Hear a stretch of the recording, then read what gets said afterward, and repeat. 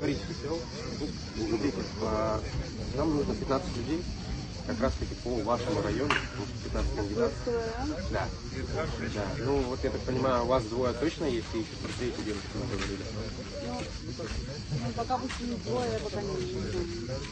Хорошо. Нам нужно будет отсюда добывать контент. В каком плане? Контент субботник.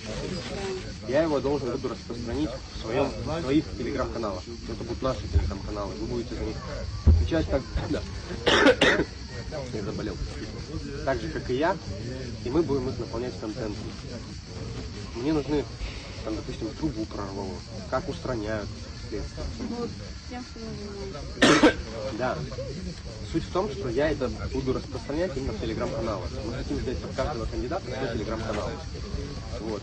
И от вас мне, естественно, нужна будет помощь, материал, потому что я физически не смогу ездить по Гаурыбскому району, потому что у меня еще Сухумский район. И мне нужно